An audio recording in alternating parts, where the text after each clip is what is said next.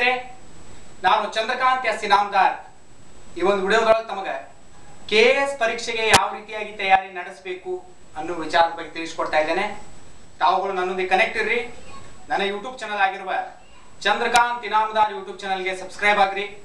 ಇದರಿಂದ ಹಲವಾರು ವಿಡಿಯೋಗಳು ತಮ್ಮ ಸ್ಪರ್ಧಾತ್ಮಕ ಪರೀಕ್ಷೆ ತಯಾರಿಗೆ ತ್ವರಿತವಂತಕ್ಕಂಥ ವಿಚಾರವನ್ನು ವ್ಯಕ್ತಪಡಿಸ್ತಾ ಇವತ್ತಿನ ಕ್ಲಾಸಿಗೆ ಅಣಿಯಾಗೋಣ. ಆತ್ಮೀಯರೇ, ಹಲವಾರು ಜನ ನನ್ನ ಯೂಟ್ಯೂಬ್ನ ಮಿತ್ರರು ನನಗೆ ಈ ಒಂದು KS ಪರೀಕ್ಷೆಗೆ ಯಾವ ರೀತಿಯಾಗಿ ತಯಾರಿ ನಡೆಸಬೇಕು, ಯಾವ ಸೂತ್ರಗಳನ್ನು ನಾವು ಅಳವಡಿಸಿಕೊಂಡ್ರೆ KS ಪರೀಕ್ಷೆ ಆಗಲಿ ಹಾಗೂ ಇನ್ನಿತರ ಸ್ಪರ್ಧಾತ್ಮಕ ಪರೀಕ್ಷೆಗಳನ್ನು ನಾವು ಅತ್ಯಂತ ಸುಲಭವಾಗಿ ಎದುರಿಸಿ ಸಫಲರಾಗಬಹುದು ಅಂತಕ್ಕಂಥ ಪ್ರಶ್ನೆಯನ್ನ ಕೇಳಿದಾಗ ನಾನು ಅವರೆಲ್ಲರ ವಿಚಾರವನ್ನು ತಲೆಯಲ್ಲಿ ಇಟ್ಕೊಂಡು ಹಲವಾರು ಜನರ ಸಾಧನಾ ಕೈಪಿಡಿಯನ್ನು ಓದಿ ಹಲವಾರು ಜನರನ್ನ ವಿಶೇಷವಾಗಿ ಭೇಟಿಯಾದಾಗ ಅವರಿಂದ ಬಂದಿರತಕ್ಕಂಥ ಮಾಹಿತಿಯ ಅನುಗುಣವಾಗಿ ಈ ಒಂದು ವಿಡಿಯೋವನ್ನ ತಯಾರು ಮಾಡ್ತಾ ಇದ್ದೇನೆ. KS ಪರೀಕ್ಷೆ ತಯಾರಿ ಯಾವ ರೀತಿ ಇರಬೇಕು? ಮೊದಲಿಗೆ KS ಪರೀಕ್ಷೆ ಅಂದ್ರೆ ಗೊತ್ತಿರಬೇಕು. ಒಟ್ಟಾರೆ 3 ಹಂತಗಳಲ್ಲಿ ಈ ಪರೀಕ್ಷೆ ಇರ್ತದೆ. ಮೊದಲನೇ ಹಂತ ಪೂರ್ವಭಾವಿ ಪರೀಕ್ಷೆ ಅಂದ್ರೆ ಪ್ರಿಲಿಮ್ಸ್ ಅಂತ ಕರಿತೀವಿ. ಎರಡನೇ ಹಂತ ಮುಖ್ಯ ಪರೀಕ್ಷೆ ಮೇನ್ಸ್ ಅಂತ ಕರಿತೀವಿ. ಮೂರನೇ ಹಂತ ಸಂದರ್ಶನ ಇಂಟರ್ವ್ಯೂ ಅಂತ ಕರಿತೀವಿ. 3 ಹಂತಗಳು ತನ್ನದೇ ಆಗಿರ್ತಕ್ಕಂಥ ಒಂದು ವಿಶೇಷತೆಯನ್ನು ಹೊಂದವ. 3 ಹಂತಗಳು ತಮ್ಮದೇ ಆಗಿರ್ತಕ್ಕಂಥ ಒಂದು ಚಿಶಕ್ತಿಯನ್ನು ಹೊಂದಿರತಕ್ಕಂಥವು. 3 ಘಟ್ಟಗಳು KS ಪರೀಕ್ಷೆಯಲ್ಲಿ ಅಷ್ಟೇ ಮುಖ್ಯವಾಗಿರ್ತಕ್ಕಂಥವುಗಳು. ಒಂದನ ಕೀಳು, ಒಂದನ ಹೆಚ್ಚು, ಒಂದನ ಕಡಿಮೆ, ಒಂದನ ಹೆಚ್ಚು, ಏನೂ ಮಾಡ್ಲಿಕ್ಕೆ ಆಗೋದಿಲ್ಲ. 3ರಲ್ಲಿಯೂ ಸಫಲರಾದಾಗ ಮಾತ್ರ ನಾವು KS ಆಫೀಸರ್ ಆಗ್ತಾ ಇದ್ದೀವಿ. ಹಾಗಾದ್ರೆ KS ಪರೀಕ್ಷೆ ಎದುರಿಸಬೇಕಂದ್ರೆ ಯಾವ ನಮ್ಮ ಸೂತ್ರಗಳನ್ನ ಅಳವಡಿಸಿಕೊಂಡ್ರೆ ಸಫಲರಾಗಬಹುದು? ಈ ರೀತಿಯಾದ ಪ್ರಶ್ನೆಗೆ KS ಪರೀಕ್ಷೆಯನ್ನು ಎದುರಿಸಲು 10 ಸೂತ್ರಗಳನ್ನು ಅಳವಡಿಸಿಕೊಂಡ್ರೆ ನಾವು ಸಫಲರಾಗಬಹುದು ಆದ್ಮೇಲೆ. ಹಾಗಾದ್ರೆ 10 ಸೂತ್ರಗಳು ಯಾವುವು ನೋಡೋಣ ಬನ್ನಿ. ನೋಡಿ, KS ಪರೀಕ್ಷೆ ಒಳಗ ಈ ಪರೀಕ್ಷೆ ತಯಾರಿ ಒಳಗ ಮೊದಲನೆಯ ಸೂತ್ರ, 10 ಸೂತ್ರಗಳಲ್ಲಿ ಮೊದಲನೆಯ ಸೂತ್ರ, ಅತ್ಯಂತ ಇಂಪಾರ್ಟೆಂಟ್ ಸೂತ್ರ ಯಾವುದು ಅಂತಂದ್ರೆ ಅದುವೇ ಪಠ್ಯಕ್ರಮ. KS ಪರೀಕ್ಷೆ ಇರಲಿ, ಕಾಂಪಿಟೇಟಿವ್ ಬೇಕಾದ ಎಕ್ಸಾಮ್ ಇರಲಿ, IAS, PSI, ಬೇಕಾದ ಪರೀಕ್ಷೆ, PDO, ಏನ್ ಬೇಕಾದ್ರೆ ತೆಗೆದುಕೊಡ್ರಿ, teacher requirement, lecturer requirement, assistant professor requirement, ಅದು ಏನೇ ಇರಬಹುದು, SDA, FDA, ಯಾವುದೇ ಪರೀಕ್ಷೆ ತೆಗೆದುಕೊಳ್ರಿ. ಒಟ್ಟಾರೆ ಆ ಪರೀಕ್ಷೆಯನ್ನು ಎದುರಿಸುವಾಗ ಆ ಪರೀಕ್ಷೆಯ ಪರಿಪೂರ್ಣ ಪಠ್ಯಕ್ರಮದ ಅರಿವು ನಮಗೂ ನಿಮಗೂ ಇರಬೇಕು. ಮೊಟ್ಟ ಮೊದಲಿಗೆ ಅದರ ಒಂದು ಪಠ್ಯಕ್ರಮದ ಅರಿವು ಇರಬೇಕು ನಮಗೆ. ಹಾಗಾಗಿ ಪಠ್ಯಕ್ರಮ ಅನ್ನುವುದೇ ನಮ್ಮ 10 ಸೂತ್ರಗಳಲ್ಲಿನ ಮೊದಲನೆಯ ಅತ್ಯಂತ ಮುಖ್ಯವಾದ ಸೂತ್ರ. ಯಾಕೆಂದ್ರೆ ಹಲವಾರು ಜನ ಪರೀಕ್ಷೆಯನ್ನು ಬರ್ಲಿಕ್ಕೆ ಬರ್ತಾರ್ರಿ, ಆದ್ರೆ ಅವ್ರಿಗೆ ಪಠ್ಯಕ್ರಮನೇ ಗೊತ್ತಿರೋದಿಲ್ಲ. ಹೋಗ್ತಾರ ಮಾರ್ಕೆಟ್ ನಲ್ಲಿ, ನೋಡ್ತಾರೆ ಯಾವುದೋ ಒಂದು ಕಾಂಪಿಟೇಟಿವ್ ಸ್ಪರ್ಧಾತ್ಮಕ ಪರೀಕ್ಷೆಗೆ ಉಪಯುಕ್ತವಾದ ಪುಸ್ತಕ ಅಂತ ಇರ್ತದ, ಅದನ್ನ ತಗೋತಾರೆ, ಓದ್ತಾರೆ, ಎಕ್ಸಾಮ್ ಬರೀಲಿಕ್ಕೆ ಬರ್ತಾರೆ, ಬರೆದೂ ಬಿಡ್ತಾರೆ. ಬರೆದಾದ್ಮೇಲೆ ಬರುವ ಒಂದೇ ಒಂದು ಉತ್ತರ ಏನಂತಂದ್ರೆ ನಾವು ಓದಿದ ಬುಕ್ ನಲ್ಲಿ ಈ ಪ್ರಶ್ನೆಗಳು ಬಂದಿಲ್ಲ ಅಂತ. ನೀವು ಓದಿದ ಬುಕ್ ನಲ್ಲಿ ಆ ಪ್ರಶ್ನೆಗಳು ಯಾಕೆ ಬರ್ಲಿಲ್ಲ ಅಂದ್ರ ಆ ಪರೀಕ್ಷೆಗೆ ತಕ್ಕದಾದ ಪಠ್ಯಕ್ರಮ ಆ ಪುಸ್ತಕದಲ್ಲಿ ಇದ್ದಿದ್ದಿಲ್ಲ. ಅದು ಯಾವುದೋ ಒಂದು ಸ್ಪರ್ಧಾತ್ಮಕ ಪರೀಕ್ಷೆ ತಯಾರಿಗೆ ಅನುಕೂಲವಾಗಲಿ ಅಂತ ಬರ್ದಾರ ಅವರು. ಆ ಪಠ್ಯ ಪುಸ್ತಕ ತಪ್ಪಂತ ಹೇಳೋದಿಲ್ಲ. ಅವ್ರು ಯಾವ ಪರೀಕ್ಷೆಗೆ ಬರ್ದಾರ ಅದಕ್ಕೆ ಅದು ಅನುಕೂಲ ಆಗ್ತದೆ.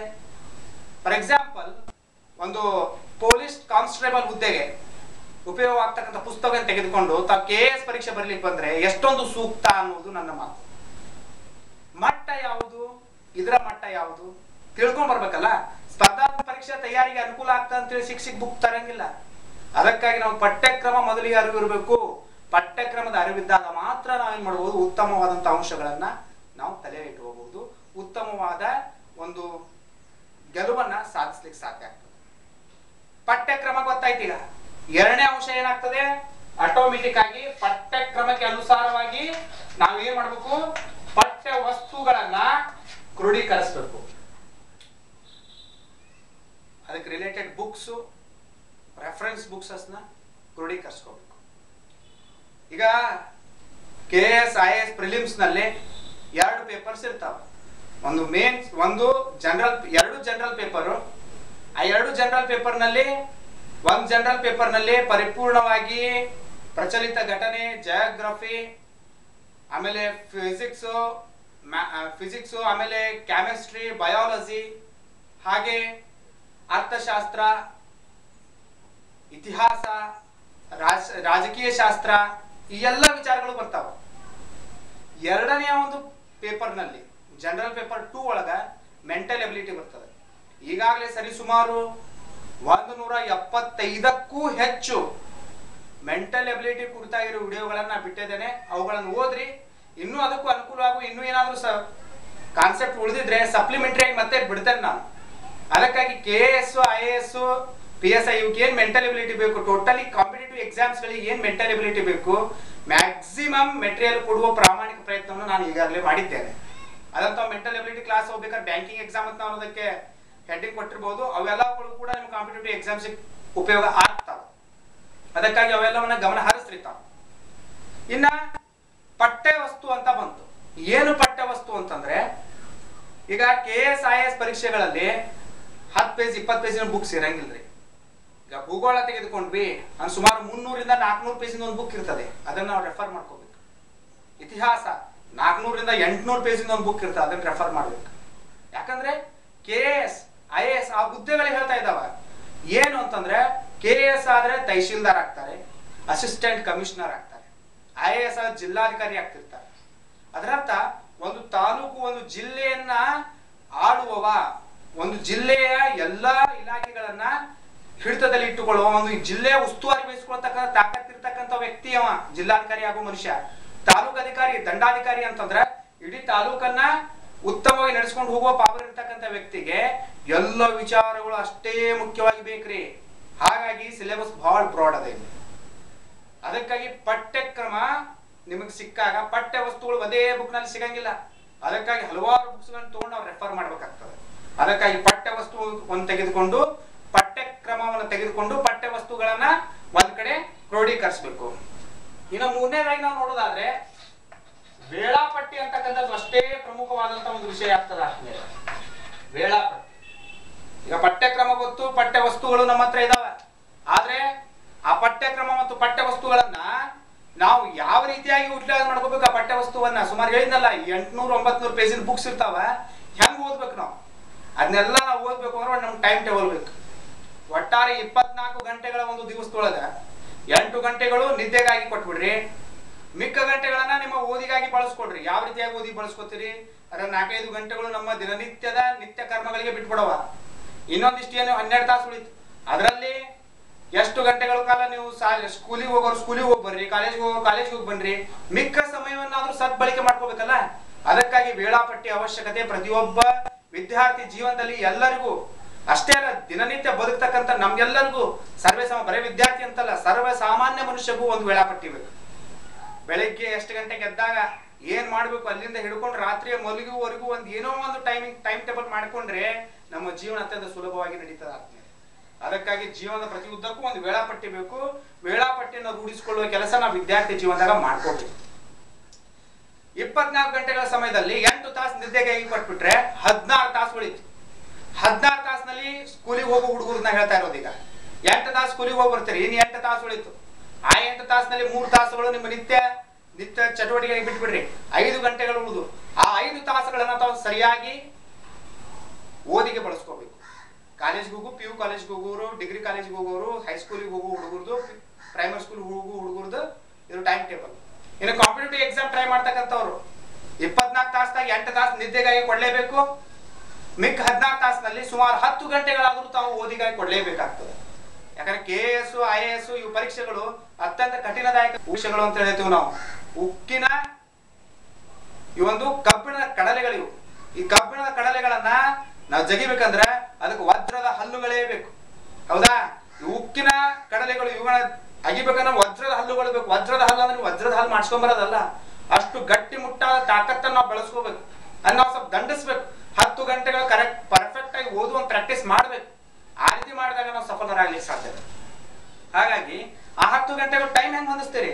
ವೇಳಾಪಟ್ಟಿಯನ್ನು ನಾವು ನಮ್ಮ ಜೀವನದಲ್ಲಿ ಅಳವಡಿಸ್ಕೊಂಡ್ರೆ 10 ಗಂಟೆಯನ್ನು 12 ಗಂಟೆಗಳ ಸಮಯವನ್ನಾದ್ರೂ ನಾವು ತೆಗಿಬಹುದು. ಅದಕ್ಕಾಗಿ ವೇಳಾಪಟ್ಟಿ ಅವಶ್ಯಕತೆ ಬಹಳ ಇದೆ. ನಂತರದಲ್ಲಿ 4ನೆಯ ಒಂದು ಮುಖ್ಯ ನಮ್ಮ ದಶಸೂತ್ರ 4ನೇ ಸೂತ್ರ ಅಂದ್ರೆ ನಿಯಮಿತ ಅಧ್ಯಯನ.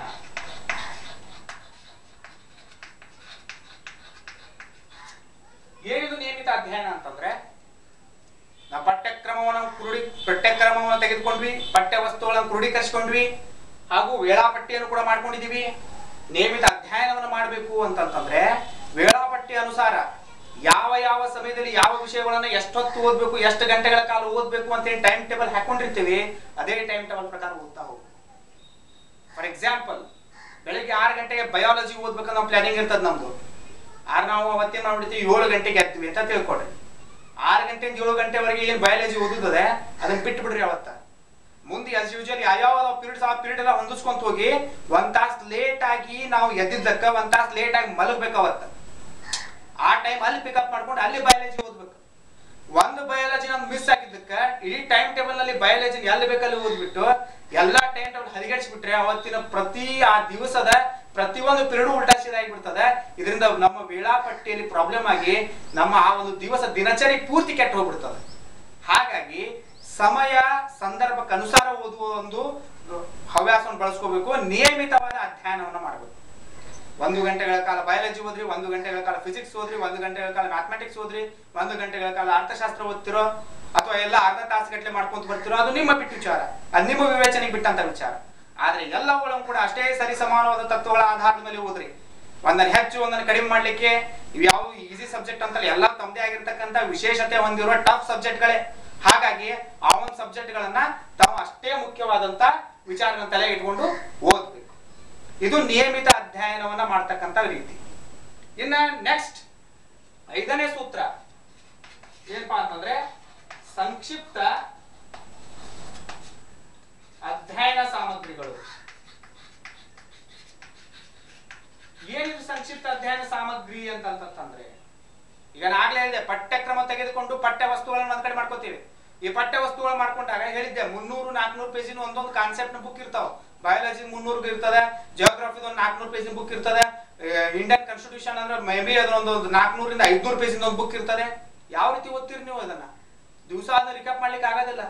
ಹಾಗಾಗಿ ಆ ಒಂದು ಪುಸ್ತಕಗಳನ್ನ ತೆಗೆದುಕೊಂಡು ಆದಷ್ಟು ಚಿಕ್ಕದಾಗಿ ಮಾಡಿಕೊಂಡಿರ್ತಕ್ಕಂಥ ಒಂದು ನೋಟ್ಸ್ ಮಾಡ್ಕೋಬೇಕು ನಾವು. ಆ ನೋಟ್ಸ್ ಯಾವಾಗ ಅಂತಂದ್ರೆ ಆ ಒಂದು ಚಾಪ್ಟರ್ ಪೂರ್ತಿ ಓದಿದ್ಮೇಲೆ ಏಕದಮ್ ರಿಕ್ಯಾಪ್ ಆಗೋ ಸಲುವಾಗಿ ಆ ಒಂದು ನೋಟ್ಸ್ ಓದ್ಬಿಡ್ಬೇಕು. ಹಾಗಾಗಿ ಏನಾಗ್ತದೆ, ಹೆಚ್ಚಿಗೆ ಮನವರಿಕೆ ಆಗ್ತದೆ. ಇದರಿಂದ ಜಾಸ್ತಿ ವಿಷಯಗಳು ನಮ್ಮ ತಲೆಯೊಳಗೆ ಕುಳಿತಾವ. ಜಾಸ್ತಿ ವಿಷಯಗಳು ತಲೆಯೊಳಗೆ ಕೂತ್ಕೊಂಡು ಅಂದ್ರೆ ಪುಸ್ತಕದಲ್ಲಿನ ವಿಷಯಗಳು ಮಸ್ತಿಷ್ಕದಲ್ಲಿ ಇಳಿದಾಗ ಉತ್ತಮವಾದ ಅಂಕಗಳು ಬರ್ತಾವ. ಉತ್ತಮವಾದ ಅಂಕಗಳು ನಮಗೆ ಬಂದಿದ್ದೆ ಆದ್ರೆ ಉತ್ತಮವಾದ ಹುದ್ದೆ ನಮ್ಮನ್ನು ಒಲಿದು ಬರ್ತದೆ ಅನ್ನೋದ್ರಲ್ಲಿ 2 ಮಾತಿಲ್ಲ. ಹಾಗಾಗಿ ನಾವೇನ್ ಮಾಡ್ಬೇಕು, ಸಂಕ್ಷಿಪ್ತ ಅಧ್ಯಯನ ಸಾಮಗ್ರಿಗಳು ಬ್ರಾಡ್ ಆಗಿರ್ತಕ್ಕಂಥ ಪುಸ್ತಕಗಳನ್ನ ಓದ್ಬೇಕು, ಅದನ್ನ ಸಂಕ್ಷಿಪ್ತವನ್ನಾಗಿ ಮಾಡ್ಕೋಬೇಕು, ಮಾಡ್ಕೊಂಡು ನಮ್ಮ ರೆಫರೆನ್ಸ್ ಅನ್ನು ನಾವು ಮಾಡ್ಬೇಕು, ಯೂಸ್ ಮಾಡ್ತಾ ಹೋಗ್ಬೇಕು. ಹಾಗಾಗಿ ಸಂಕ್ಷಿಪ್ತ ಅಧ್ಯಯನ ಸಾಮಗ್ರಿಗಳನ್ನ ತಯಾರಿಸುವ 5ನೇ ದಶಸೂತ್ರದ 5ನೇ ಸೂತ್ರವನ್ನಾಗಿ ನಾವು ಮಾಡ್ಬೇಕು, ಅಳವಡಿಸ್ಕೋಬೇಕು. ಇನ್ನು 6ನೇ ಸೂತ್ರ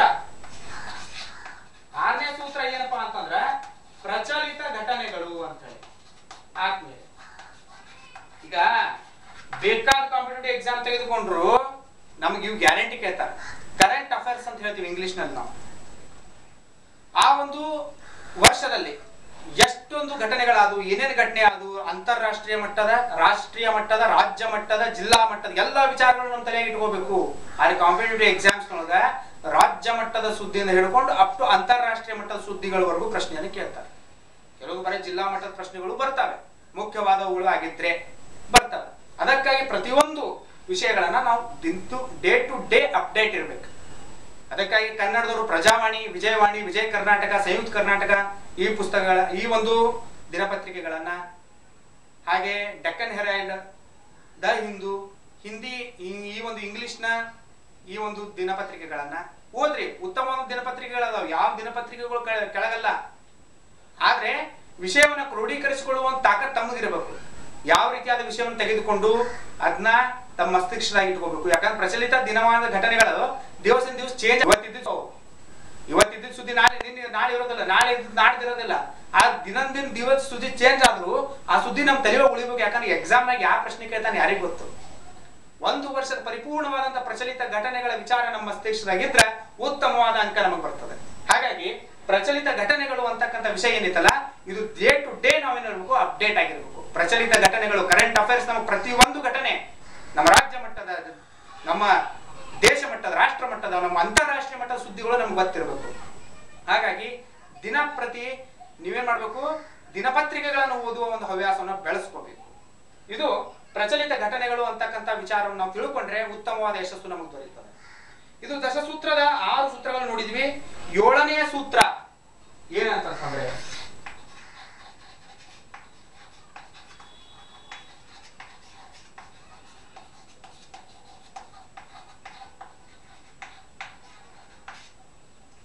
ಪೌಷ್ಟಿಕ ಆಹಾರ ನಿಯಮಿತ ಅಂತ ಹೇಳಿದೆ. ಏನಿದು ನಿಯಮಿತ ಅಂತ ಕೇಳ್ಬೋದು ತಾವು. ನೋಡ್ರಿ, ಪಠ್ಯಕ್ರಮ ತೆಗೆದುಕೊಂಡು ಪಠ್ಯ ವಸ್ತುಗಳನ್ನೆಲ್ಲ ಕ್ರೋಢೀಕರಿಸಿಕೊಂಡು ವೇಳಾಪಟ್ಟಿಯನ್ನು ತಯಾರು ಮಾಡಿ ನಿಯಮಿತ ಅಧ್ಯಯನವನ್ನ ಮಾಡಿಕೊಂಡು ಸಂಕ್ಷಿಪ್ತ ಅಧ್ಯಯನ ಸಾಮಗ್ರಿಯನ್ನು ತಯಾರು ಮಾಡಿ ಪ್ರಚಲಿತ ಘಟನೆಗಳನ್ನು ತಿಳ್ಕೊಂಡ್ರೆ ಅಷ್ಟಕ್ಕೆ ನಾವು ಗೆಲುವು ಸಾಧಿಸ್ತೀವಿ ಅಂತೇನಲ್ಲ. ಇವೆಲ್ಲ ವಿಚಾರಗಳು ನಮ್ಮ ತಲೆಯೊಳಗೆ ಉಳಿಬೇಕು ಅಂತಂದ್ರ ಈ ದೇಹ ಅಂತಕ್ಕಂಥ ವಸ್ತು ನಮಗೆ ಸಾಥ್ ಕೊಡ್ಬೇಕು, ನಮಗೆ ಪ್ಲಸ್ ಪಾಯಿಂಟ್ ಆಗಿರ್ಬೇಕು. ಆರೋಗ್ಯವೇ ಭಾಗ್ಯ ಅಂತ ಕರೆದಾರೆ. ನಾವು ಆರೋಗ್ಯವಂತರಾಗಿರ್ಬೇಕು. ನಮ್ಮ ಈ ದೇಹಕ್ಕೆ ಯಾವುದೇ ರೀತಿಯ ರೋಗ ರುಜಿನಗಳು ಬರಬಾರದು ಅಂತಂದ್ರೆ ಪೌಷ್ಟಿಕವಾದಂತ ಆಹಾರ ಸೇವನೆ ಆಗ್ಬೇಕು. ಮತ್ತೆ ಪೌಷ್ಟಿಕ ಆಹಾರ ತಿಂತೀವಿ ಅಂತೇಳಿ ಬಹಳಷ್ಟು ತಿಂದ್ರೂ ಕೂಡ ರೋಗ ಬರ್ತದೆ. ರೋಗ ಬರ್ತ ಅಂತೇಳಿ ಆಹಾರನ ತಿನ್ನದೆ ಹೋದ್ರೂ ಕೂಡ ರೋಗ ಬರ್ತದೆ. ಹಾಗಾಗಿ ನಿಯಮಿತವಾದಂತ ಆಹಾರ ಸೇವನೆ ಆಗ್ಬೇಕು. ಬೆಳಗಿನ ಹೊತ್ತು ಟಿಫನ್, ಮಧ್ಯಾಹ್ನ ಒಂದು ಊಟ, ರಾತ್ರಿ ಲೈಟ್ ಊಟ ಮುಗಿದ್ರು. ಓದುವ ವಿದ್ಯಾರ್ಥಿಗೆ ಮಸ್ತಿಷ್ಕದಲ್ಲಿ ವಿಚಾರಗಳು ತಲೆಯೊಳಗೆ ಉಳಿಯಬೇಕಂತಂದ್ರೆ ಈ ಎಲ್ಲ ಅಂಶಗಳು ಬಹಳ. ಆದ್ದರಿಂದ ನಿಯಮಿತವಾದಂತಹ ಪೌಷ್ಟಿಕಾಂಶ ಭರಿತವಾಗಿರುವ ಆಹಾರವನ್ನು ಸೇವನೆ ಮಾಡುವ ಒಂದು ಪ್ರಯತ್ನವನ್ನು ಮಾಡ್ರಿ. ಇದರಿಂದ ಎಲ್ಲ ವಿಚಾರಗಳು ರಾತ್ರಿಯ ಹೊತ್ತಿನಲ್ಲಿ ತಮಗೆ ಏನಾಗ್ತಾವ ಅಂತಂತಂದ್ರೆ ರಿಕ್ಯಾಪ್ ಆಗ್ಲಿಕ್ಕೆ ಶುರು ಆಗ್ತವೆ. ಬಹಳ ಊಟ ಆದ್ರೆ ಎದ್ದು ಕುಂದ್ರುದು, ಎದಿ ಮೇಲೆ ಕುಂತಂಗ ಆಗುದು, ವಾಮಿಟ್ ಆಗೋದು, ದೇಹಕ್ಕೆ ಜಡ್ ಬರುದು. ಈ ಒಂದು ತಾಪತ್ರಯದೊಳಗೆ ನಮಗೆ ಕಲೀಲಿಕ್ಕೂ ಆಗುದಿಲ್ಲ, ಓದಾಕ ಆಗುದಿಲ್ಲ, ಏನೇನು ಸಾಧಿಸ್ಲಿಕ್ಕೂ ಆಗುದಿಲ್ಲ. ಹಾಗಾಗಿ ಪೌಷ್ಟಿಕಾಂಶ ಭರಿತವಾಗಿರ್ತಕ್ಕಂಥ ನಿಯಮಿತವಾದ ಆಹಾರವನ್ನು ತೆಗೆದುಕೊಳ್ಳುವುದು ನಿಮ್ಮೆಲ್ಲರ ಆದ್ಯ ಕರ್ತವ್ಯ. ಅದು ಈ ದೇಹಕ್ಕೆ ಶಕ್ತಿಯನ್ನು ಕೊಡ್ತದೆ. ಆರೋಗ್ಯವೇ ಭಾಗ್ಯ ಅನ್ನೋ ವಿಚಾರದೊಳಗೆ ನಾವು ಏನೇ ಓದ್ತೀವಿ ಮಾಡ್ತೀವಿ ಅಂತಂದ್ರು ಮೊದಲಿಗೆ ದೇಹವನ್ನು ಆರೋಗ್ಯವಾಗಿ ಇರಿಸ್ಕೋಬೇಕು. ಅದಕ್ಕಾಗಿ ಪೌಷ್ಟಿಕ ಆಹಾರದ ಅವಶ್ಯಕತೆ ಇದೆ. ಇದು ನಮ್ಮ ದಶಸೂತ್ರಗಳಲ್ಲಿನ 7ನೆಯ ಸೂತ್ರ. ಇನ್ನು 8ನೇ ಸೂತ್ರವನ್ನು ನಾವು ನೋಡಿದ್ರೆ ಅದು ನಿದ್ದೆ. ನಾವು ಮೊದಲೇ ಹೇಳಿದೆ, ವೇಳಾಪಟ್ಟಿಯನ್ನು ತಯಾರು ಮಾಡೋಕೆ ಮುಂಚೆನೆ ಹೇಳಿದ್ದೇನೆ, ನಿದ್ದೆ ಅನ್ನೋದು ಬಹಳ ಇಂಪಾರ್ಟೆಂಟ್. 24 ಗಂಟೆಗಳಲ್ಲಿ 8 ಗಂಟೆಗಳ ನಿದ್ದೆಗಾಗಿ ಇಡ್ರಿ ಅಂತ ಆಗ್ಲೇ ಹೇಳಿದ್ದೇನೆ. ಯಾಕೆ? ನಿದ್ರಾವಸ್ಥೆಯಲ್ಲಿ ನಾವು ದಿನಂಪ್ರತಿ ಮಾಡಿರ್ತಕ್ಕಂಥ ಪ್ರತಿಯೊಂದು ಚಟುವಟಿಕೆಗಳು ಪುನರಾವರ್ತನೆ ಆಗ್ತಿರ್ತಾವ ನಮ್ಮ ಮೆದುಳಿನಲ್ಲಿ. ಪರಿಪೂರ್ಣವಾದ ನಿದ್ದೆ ನಮ್ಮ ಮೆದುಳಿಗೆ ಸಿಗದೆ ಹೋದ್ರೆ, ಮೆದುಳಿಗೆ ಪರಿಪೂರ್ಣವಾದ ವಿಶ್ರಾಂತಿ ಸಿಗದೆ ಹೋದ್ರೆ ಆ ಒಂದು ವಿಚಾರಗಳು ಕರೆಕ್ಟ್ ಆಗಿ ರಿಕ್ಯಾಪ್ ಆಗುದಿಲ್ಲ. ಇದರಿಂದ ಮರುವು ಸಂಭವಿಸ್ತದೆ ಆತ್ಮೀಯರೇ. ಅದ ಅಂತಿರ್ತಾರೆ ಕೆಲವು ನನ್ನ ಆತ್ಮೀಯ ಮಿತ್ರರು. ನಾವೆಲ್ಲ ಓದಿದ್ವಿ, ಬಹಳಷ್ಟು ಓದಿದ್ವಿ, ಆದ್ರೂ ಕೂಡ ಏನಾಗ್ಲಿಕ್ಕತ್ತದ, ನಮಗೆ ಮರು ಆಗ್ಲಿಕ್ಕತ್ತದ. ಮರು ಯಾಕಾಗ್ಲಿಕ್ಕತ್ತದ? ತಾವು ಕರೆಕ್ಟ್ ಆಗಿ ನಿದ್ದೆ ಮಾಡ್ತಾ ಇಲ್ಲ. ನಿದ್ದೆ ಮಾಡದೆ ಹೋದ್ರೆ ಮರು ಆಗೋದು ಸಹಜ ಅಲ್ವಾ? ಹಾಗಾಗಿ ನಿದ್ದೆ ಎಂಬುದು ಕೂಡ ವಿದ್ಯಾರ್ಥಿ ಜೀವನದಾಗ ಅಷ್ಟೇ ಮುಖ್ಯ. ನಿದ್ದೆಗೆಟ್ಟು ಓದಕ್ ಹೋಗ್ಬೇಡ್ರಿ, ನಿದ್ದೆಗೆಟ್ಟು ಓದ್ಬೇಡ್ರಿ, ಏನೇನು ಸಿಗೋದಿಲ್ಲ. ತಾವು ಪರಿಪೂರ್ಣವಾದ 8 ಗಂಟೆಗಳ ಆರಾಮದಾಯಕ ನಿದ್ದೆಯನ್ನ ಮಾಡ್ರಿ. ಪೌಷ್ಟಿಕ ಭರಿತವಾಗಿರ್ತಕ್ಕಂಥ ಆಹಾರವನ್ನೇ ಸೇವಿಸ್ರಿ. ಸೇವಿಸಿಬಿಟ್ಟು ಕೆಲಸವನ್ನು ಮಾಡ್ರಿ, ಉತ್ತಮವಾದಂತಹ ಫಲಿತಾಂಶ ತಮಗೆ ದೊರೆಯುತ್ತದೆ. ಹಾಗಾಗಿ ನಿದ್ದೆ ಮಾಡುವುದು ಕೂಡ ನಮ್ಮ ಒಂದು ದಶಸೂತ್ರಗಳಲ್ಲಿ ಒಂದು ಸೂತ್ರವಾಗಿದೆ. ಉತ್ತಮ ನಿದ್ದೆ ಮಾಡುವುದು ಮತ್ತೆ 10-12 ತಾಸು ಮಕ್ಕಳೋದಲ್ರಿ, 8 ತಾಸುಗಳ ಒಂದು ಪರಿಪೂರ್ಣ ನಿದ್ದೆ. 24 ಗಂಟೆಗಳಲ್ಲಿ 1/3 ಭಾಗದಷ್ಟು ನಾವು ನಿದ್ದೆ ಕೊಡಬೇಕು. 24 ಗಂಟೆ 3 ಭಾಗ ಮಾಡಿದ್ರೆ 8 ಗಂಟೆಗಳ 1 ಭಾಗ. 8 1 8 8 2 16 8 3 24. 8 ಗಂಟೆ ನಿದ್ದೆಗೆ ಇಟ್ಬಿಡ್ರಿ, 8 ತಾಸು ಓದಿಗೆ ಇಟ್ಬಿಡ್ರಿ. 8 ತಾಸಿನಲ್ಲಿ ನೀವು ಅಭ್ಯಾಸ ಮಾಡೋದು, ನೀವು ಏನಾದ್ರು ನಿಮ್ಮ ಕೆಲಸಗಳು ನಾವೆಲ್ಲ ಮಾಡ್ಕೊಳ್ಳಿ. ಮಿನಿಮಮ್ 8ರಿಂದ 10 ತಾಸುಗಳ ಅಧ್ಯಯನ ಆಗ್ಲೇಬೇಕು ಈ ಒಂದು ಕಾಂಪಿಟೇಟಿವ್ ಎಕ್ಸಾಮ್ಸ್. ಅದೆಲ್ಲ ಕರೆಕ್ಟ್ ಆಗಿ ನಿಮ್ಮ ಮೈಂಡ್ ನಲ್ಲಿ ನೀವು ಓದಿದ್ ಉಳಿಬೇಕು. ಹಾಗೂ ಅದೆಲ್ಲ ಪಿಕ್ಚರ್ ಆಗಿ ತಲೆಯೊಳಗೆ ಬರಬೇಕು ಅಂತಂತಂದ್ರೆ 8 ಗಂಟೆಗಳ ನಿದ್ದೆಗೆ ತಮ್ಮ ಅವಕಾಶ ಇರಲೇಬೇಕು. ಇದು ದಶಸೂತ್ರಗಳಲ್ಲಿ 8ನೇ ಒಂದು ಸೂತ್ರ. 9ನೇ ಸೂತ್ರ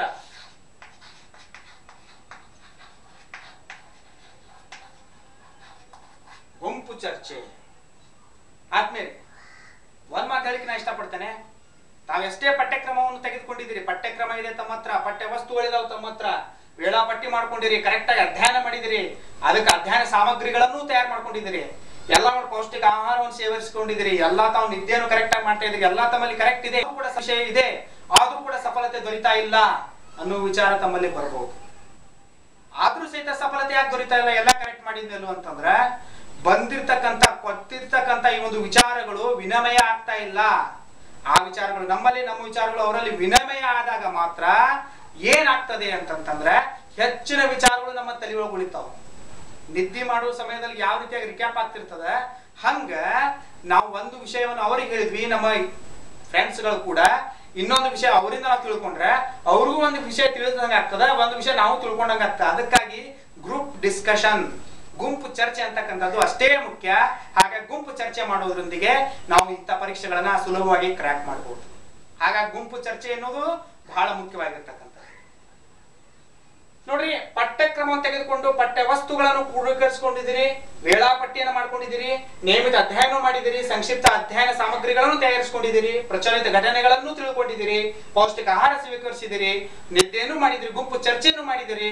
ಇಷ್ಟೆಲ್ಲ ಮಾಡಿದ್ಮೇಲೆ ಕೊನೆಯ ದಶಸೂತ್ರದ ಒಂದು 10ನೇ ಸೂತ್ರ, ದಶಸೂತ್ರ ಯಾವುದು ಅತ್ಯಂತ ಮುಖ್ಯವಾಗಿರುವ ಸೂತ್ರ, ಲಾಭದಾಯಕ ಸೂತ್ರ, ಎಲ್ಲ ವಿದ್ಯಾರ್ಥಿಗಳಿಗೂ ಬಹಳ ಅನುಕೂಲವಾಗುವ ಸೂತ್ರ ಯಾವುದಪ್ಪ ಅಂತಂದ್ರ ಪ್ರಶ್ನೆ ಪತ್ರಿಕೆಗಳನ್ನು ಬಿಡಿಸುವುದು.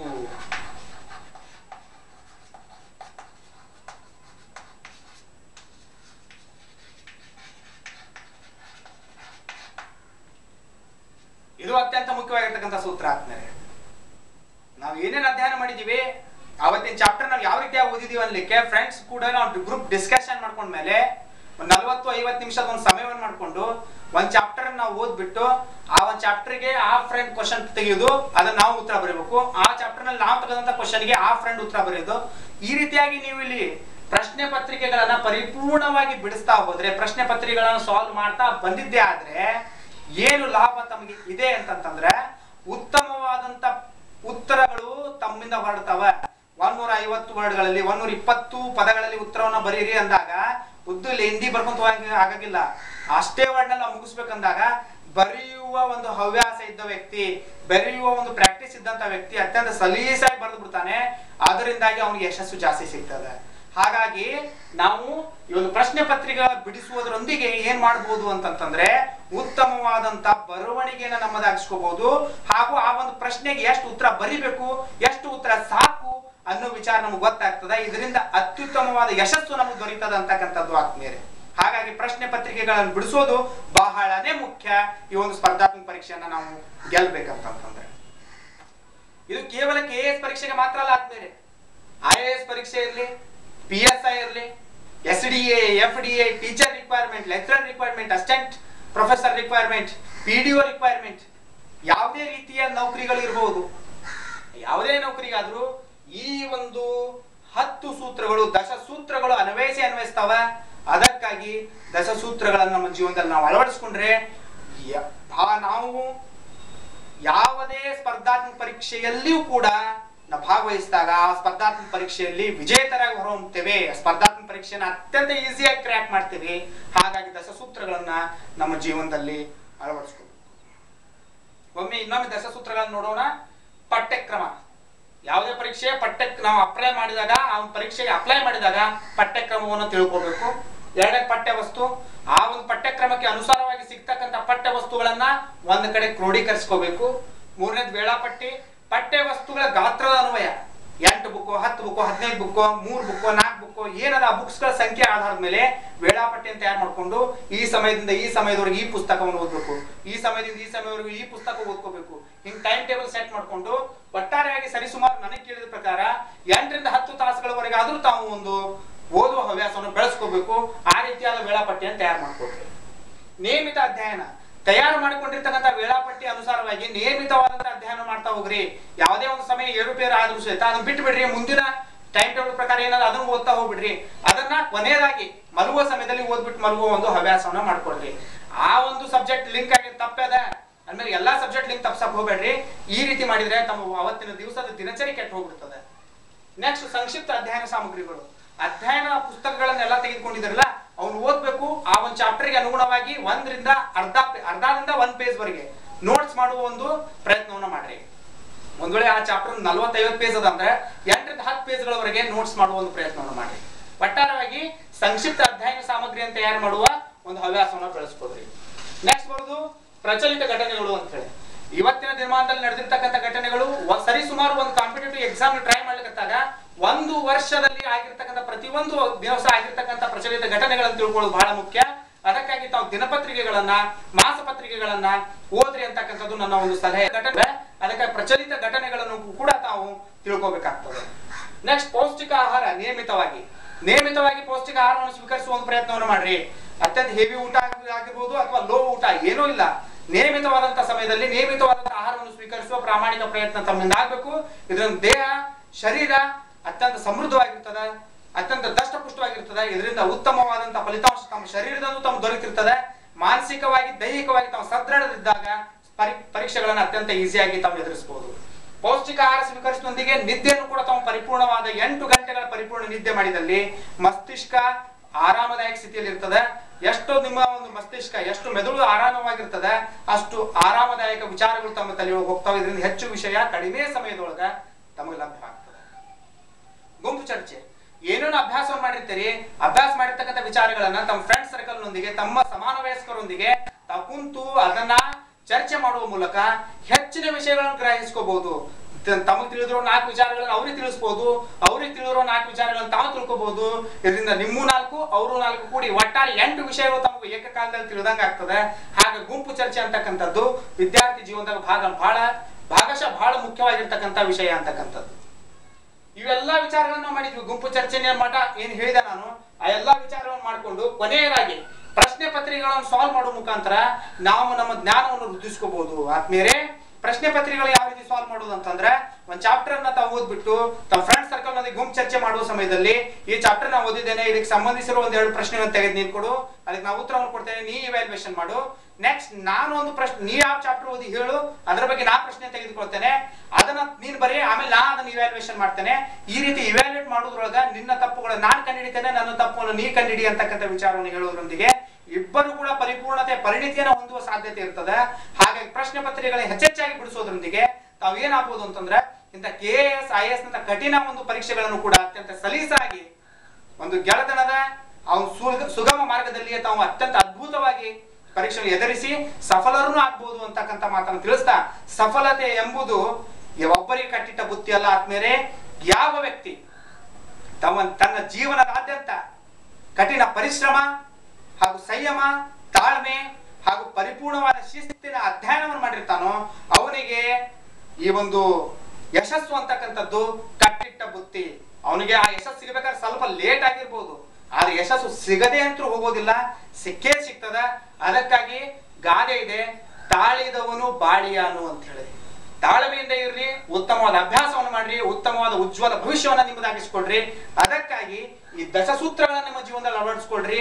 ಇದರಿಂದ ಯಾವುದೇ ಕಾಂಪಿಟೇಟಿವ್ ಎಕ್ಸಾಮ್ ಇರ್ಬೋದು, ಬೇಕಾದ ಸ್ಪರ್ಧಾತ್ಮಕ ಪರೀಕ್ಷೆ ಇರ್ಬೋದು, ಅತ್ಯಂತ ಸಲೀಸಾಗಿ ತಾವು ಅದಕ್ಕೆ ತಯಾರಿ ಆಗ್ತೀರಿ, ಯಶಸ್ಸು ಆಗ್ತೀರಿ ಅಂತಕ್ಕಂಥ ಒಂದು ಆತ್ಮವಿಶ್ವಾಸ ಭರಿತವಾಗಿರುವ ವಿಚಾರವನ್ನು ತಿಳಿಸ್ತಾ ಈ ಒಂದು ವಿಡಿಯೋವನ್ನ ಮುಗಿಸುವಂತ ಮುಂಚೆ ಒಂದು ಮಾತು ಹೇಳ್ತೇನೆ, ಇದು KAS ಮಾತ್ರ ಅಲ್ಲ, ಎಲ್ಲಾ ಸ್ಪರ್ಧಾತ್ಮಕ ಪರೀಕ್ಷೆಗೂ ಅನುಕೂಲ ಆಗ್ತದೆ.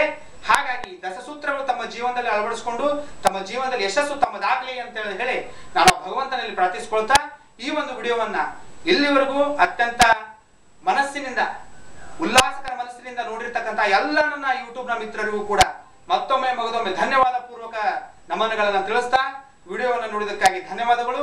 ತಾವೆಲ್ಲರೂ ಇನ್ನೂ ಹೆಚ್ಚೆಚ್ಚಾಗಿ ಈ ಒಂದು ಯೂಟ್ಯೂಬ್ ಚಾನಲ್ಗೆ, ಚಂದ್ರಕಾಂತ್ ಇನಾಮದಾರ್ ಯೂಟ್ಯೂಬ್ ಚಾನಲ್ಗೆ ಸಬ್ಸ್ಕ್ರೈಬ್ ಆಗುವ ಮೂಲಕ ಈ ಒಂದು ವಿಡಿಯೋವನ್ನ ಹೆಚ್ಚೆಚ್ಚಾಗಿ ನೋಡುವ ಮೂಲಕ ಇನ್ನೂ ಹೆಚ್ಚು ವಿಚಾರಗಳನ್ನ ತಿಳಿಸ್ಕೊಡ್ತಾ ಹೋಗ್ತೇನೆ. KASಗೆ ಕುರಿತಾಗಿರುವ ಕೆಲವೊಂದಿಷ್ಟು ವಿಷಯ ವಸ್ತುಗಳನ್ನ ಇನ್ನ ವಿಡಿಯೋದಲ್ಲಿ ಬಿಡ್ತಾ ಹೋಗ್ತೇನೆ. ಅದಕ್ಕಾಗಿ ತಮ್ಮೆಲ್ಲರ ಪ್ರೋತ್ಸಾಹ ನನಗೆ ಅತ್ಯಗತ್ಯ ಅಂತಕ್ಕಂಥ ಮಾತನ್ನು ತಿಳಿಸ್ತಾ ಈ ಒಂದು ವಿಡಿಯೋನಲ್ಲಿ ಮುಗಿಸ್ತಾ ಇದ್ದೇನೆ.